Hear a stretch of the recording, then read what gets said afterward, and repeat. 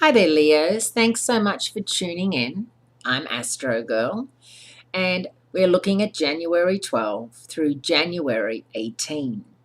And there's movement this week with Mars, the planet of energy, stamina, action, uh, you know, the planet of passion, and doesn't necessarily have to be sexual passion.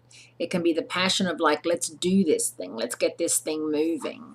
Anyway, it's moving out of Aquarius into Pisces, your eighth house of joint resources, investments, and intimacy. Now, if you're involved in any way with anyone in a joint financial situation, this is a time when you could find that there's some struggles going on. Mars in Pisces is a bit of a weird mix-up, or a weird connection, because Mars rules Aries. And if you think of Aries and you think of Pisces, they're completely different. It's the beginning and the end of the zodiac. Aries are very brash, upfront, forthright, speak when they want to speak. Pisces are creative, romantic, mystical, and don't say that much because they, in what they do is saying a lot. So Mars in Pisces gets into a bit of a dust up with Saturn in Sagittarius midweek. Now, luckily, Pisces and Sagittarians are both free signs. They're not fixed signs. And even though Mars and Saturn have a reputation as being the bad guys of the zodiac, it's no surprise that our fortunes don't improve when they make a visit and when they're, at war with each other.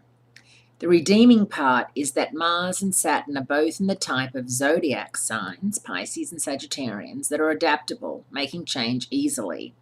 This lucky break can lessen your frustration if you can go with the flow. Instead of pushing the river, try gently drifting down the stream. You can always row your boat in the other direction when Mars moves on and the celestial tide changes, which is going to be next week. Now, next week, Mercury, the communicator, goes out of phase or retrograde, and as we know, Murphy's Law, whatever can go wrong, will be in full effect when that happens.